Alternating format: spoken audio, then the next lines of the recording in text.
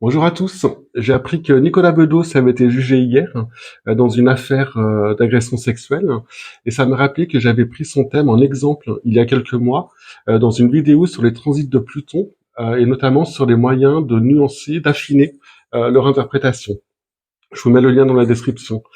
Et donc j'ai regardé ces transits planétaires d'hier et vous allez voir que c'est un vrai cas d'école, notamment en ce qui concerne le déclenchement des transits de planètes lentes par des planètes rapides.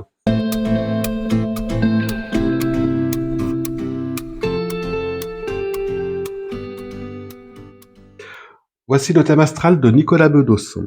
Donc son soleil est ici, au tout début du taureau, et son ascendant, c'est la flèche rouge dans le signe du cancer. Il est donc taureau, ascendant cancer. Comme tous les signes fixes, donc les taureaux, les lions, les scorpions et les verseaux, nés en tout début de signe, il est concerné en ce moment par un transit impuissant de Pluton, un transit souvent difficile, puisqu'il s'agit d'un aspect tendu que Pluton forme à son soleil, un carré. Alors j'en parle plus longuement pour ces 4 signes dans les vidéos des prévisions annuelles. Ce transit indique une période de grosse remise en question. La planète Pluton nous demande de nous transformer, de nous renouveler, de laisser certaines parties de notre être qui n'ont plus lieu d'être derrière nous pour laisser place à du nouveau.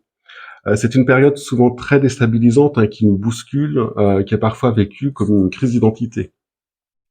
Et dans le cas de transit tendu, comme ici, ce sont souvent des événements qui arrivent dans notre vie, qui nous forcent à nous remettre en question.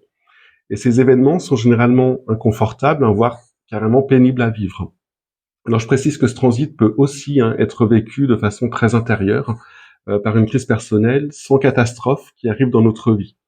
Mais dans tous les cas, on ressort de ce transit changé, métamorphosé, même si le processus n'a pas toujours été facile. Alors la vidéo que j'avais publiée il y a quelques mois avait pour but de donner quelques clés pour affiner l'interprétation. On peut regarder dans quelle maison du thème astral se trouve son soleil. Alors le thème astral est divisé en 12 maisons qui représentent des champs d'expérience, des domaines de notre vie, où les planètes vont chercher à s'exprimer. Le soleil de Nicolas Bedos est en maison 10. Cette maison correspond à notre vie extérieure, à notre rôle dans le monde extérieur. Elle nous renseigne donc sur notre profession, notre carrière et notre participation à la société. En formant un carré à son soleil, Pluton indique donc qu'il est entré dans cette période de remise en question profonde dont je viens de parler. Il indique aussi que la période va durement impacter sa vie professionnelle, sa carrière, sa vie sociale, ce qui est évident puisqu'il vient d'être condamné à 1 an de prison, dont 6 mois avec sursis. Il sera assigné à résidence les 6 mois restants avec un bracelet électronique. Alors on regarde aussi d'où vient Pluton, dans quelle maison il est situé dans son thème astral, et ça peut nous donner des indices sur l'origine des événements vécus ou des transformations intérieures sur les causes. Dans son thème, Pluton est en maison 4. La maison 4 est à l'opposé de la maison 10. Elle parle entre autres de notre vie domestique, de notre famille, de nos racines, de notre foyer, de notre habitation. Alors on peut faire le parallèle avec l'assignation à résidence, qui va donc sûrement provoquer chez lui une introspection, un questionnement profond sur son identité, peut-être plus d'ailleurs que le jugement. On peut aussi regarder la maison que maîtrise le Soleil. Le Soleil est le maître du signe du Lion. Il maîtrise donc la maison dont la cuspide se situe dans le signe du Lion, c'est-à-dire la maison qui commence en Lion. Les cuspides sont ces petits triangles qui séparent les maisons. Ce sont un peu les portes d'entrée de ces maisons. Et le transit d'une planète sur le Soleil peut donc aussi impacter la maison qu'il maîtrise. Le signe du Lion est ici, on y trouve la cuspide de la 2e maison. Ce transit de Pluton peut donc avoir des conséquences qui touchent cette maison. Cette maison est associée à nos valeurs, nos acquis, nos dons, notre recherche de sécurité intérieure et matérielle. Et par extension, elle est associée à nos finances, à l'argent que l'on gagne grâce à notre travail. Alors je ne sais pas dans quelle mesure ce jugement aura des conséquences sur ses finances, mais un astrologue le préviendrait du risque concernant ses finances. Il est aussi important de regarder les aspects que le Soleil forme avec les autres éléments du thème astral, ainsi que l'ensemble des transits planétaires qui le concernent durant la période. Pour être complet et nuancer les choses, mais je voulais surtout vous parler des déclenchements par des planètes rapides. Donc voici la carte de ces transits actuels. À l'intérieur, au niveau du zodiaque, vous avez son thème astral qui ne change pas. Et au niveau du cercle extérieur, ce sont les 5 planètes lentes, de loin les plus importantes sur le plan prévisionnel. Et dans le zodiaque, ce sont les aspects planétaires que les planètes transitantes dans le ciel forment avec les éléments de son thème astral. On y voit que les aspects les plus serrés, ceux qui sont le plus proches de l'exactitude, à moins de 1 degré. Alors comme dans un thème astral, les aspects harmoniques sont en bleu et les aspects tendus ou dissonants en rouge. Donc on voit qu'il ne vit que des aspects difficiles. Jupiter est stationnaire en ce moment, c'est-à-dire qu'il vient tout juste de se mettre à rétrograder, à reculer. Il est donc dans une phase très lente. Il stationne pendant tout le mois d'octobre à 20-21 degrés des Gémeaux, comme s'il insistait sur ce point. Ce sont des phases de son cycle où la planète est particulièrement impactante. Et ce point est en opposition à Neptune dans son thème. Neptune est sur la cuspide de la maison 6, c'est la maison des limites, maison qui parle aussi du travail, mais cette fois en tant qu'obligation, en tant que labeur. Elle parle aussi de l'organisation du quotidien, l'organisation du travail. Entre autres, elle donne aussi des renseignements sur la santé, le corps comme limite à ce que l'on peut faire. Et ce transit de Jupiter qui exacerbe, entre guillemets, Neptune, rend les choses plus floues. Il installe aussi des doutes, et en particulier dans le secteur de la maison 6. On comprend très bien pourquoi, avec cette assignation à résidence. Mais je voulais surtout vous parler de Pluton. Donc cette planète est opposée au Jupiter natal de Nicolas Bedos. C'est un Jupiter conjoint à son ascendant. Donc ce transit impacte l'image qu'il donne, son comportement. Mais Jupiter, c'est aussi la façon dont on s'épanouit au sein de la société, comment on s'intègre, comment on coopère avec le reste du monde.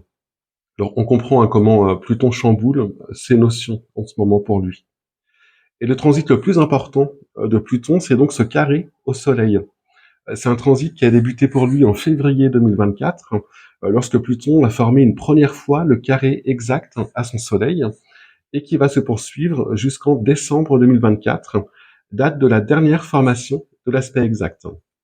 Mais on sait que les transits de Pluton ont des conséquences qui peuvent durer des mois, voire des années après, surtout un transit dissonant au Soleil. Lorsqu'on a affaire à des transits longs, comme ici, 1 an environ, on peut chercher les dates de déclenchement possibles.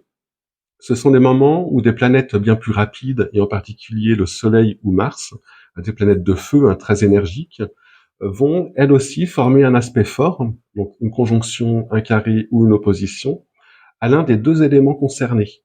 Donc le Soleil du thème astral ou le Pluton céleste, Pluton, la planète qui forme les transits. Sur cette carte du 22 octobre, date du jugement, je rajoute donc les 2 planètes rapides en question, et on voit que les 2 planètes ont un rôle à jouer. Ici, le Soleil joue le rôle de déclencheur.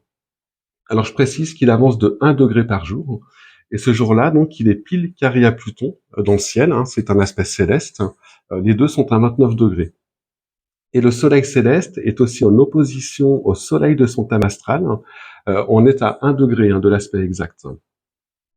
Donc le 22 octobre, ce Soleil est très actif sur le transit bien plus long de Pluton, et il indique que c'est une journée où un événement lié à ce transit de Pluton est susceptible de se produire. On l'a donc vu avec ce jugement qui va avoir de lourdes conséquences pour lui. Mais Mars aussi formait un aspect important ce jour-là, puisqu'il passait sur son ascendant à 25 degrés du Cancer. Alors Mars n'est pas un déclencheur puisqu'il n'y a pas d'aspect de planète lente à l'ascendant. Cette planète passe 2 fois par an sur un angle du thème astral, donc ascendant, descendant, milieu du ciel, fond du ciel, et donc il est bien moins signifiant si on le prend seul. Mais lorsque plusieurs planètes rapides forment des aspects simultanés à des éléments du thème, elles peuvent indiquer le jour où un événement important se produira. Et ici, la somme des 2, Mars et le Soleil, est suffisante pour signifier que le 22 octobre 2024 est une date importante dans la vie de Nicolas Bedos. On peut noter par ailleurs qu'une 3e planète lente formée durant cette période un autre aspect tendu, c'est Uranus en semi-carré à Mars. Le semi-carré est un aspect mineur de 45 degrés, mais je le prends en compte dans les thèmes astraux ainsi que pour certains transits, au même titre que 2 autres aspects mineurs, le sesquicarré et le quinconce. L'expérience m'a montré qu'on ressent l'influence de ces transits pour les 3 planètes transsaturniennes, hein, les plus lentes, Uranus, Neptune et Pluton. Alors pour les puristes que ça intéresse, il faut prendre une orbe très petite, 1 degré maxi, pour ces transits des transsaturniennes en aspect mineur. Ici, l'aspect est quasi exact, comme pour les autres planètes qu'on a vues avant. Uranus est une planète qui indique des changements imprévus, rapides, des événements soudains. Et ici, ça touche Mars, qui est maître de la maison 10. Cette maison commence au niveau d'un angle, le milieu du ciel, qui est sa cuspide, et ce milieu du ciel est en bélier. Le maître du bélier est Mars, et donc un transit sur Mars peut avoir un impact sur ce secteur maison 10, c'est-à-dire la carrière, un avis extérieur, la profession, comme on a vu tout à l'heure. D'ailleurs, Mars est également dans la maison 10, comme le Soleil, ce qui touche donc doublement ce secteur. Alors si on voulait faire une analyse complète des transits de Nicolas Bedos, il faudra ajouter ce Neptune, qui est en ce moment conjoint à sa Vénus natale, là encore à un aspect très proche de l'exactitude. La planète va d'ailleurs passer sur son milieu du ciel l'été prochain. On voit qu'elle n'est pas loin, et elle sera à ce moment-là accompagnée de Saturne, qui va la rejoindre pour former une conjonction Saturne-Neptune, très rare, puisqu'elle ne se produit que tous les 36 ans. Alors cela est sans doute le signe d'un moment important sur le plan mondial, et notamment en ce qui concerne les pays de l'ex-Europe de l'Est. On pense évidemment au conflit entre l'Ukraine et la Russie.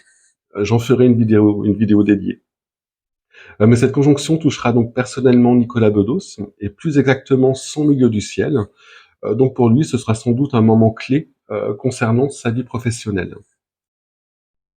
Donc voilà ce que je voulais vous dire sur les transits actuels de Nicolas Bedos, et en particulier sur les déclenchements par des planètes rapides. Je vous remercie de m'avoir écouté, j'espère que cette vidéo vous a plu, et je vous dis à très bientôt.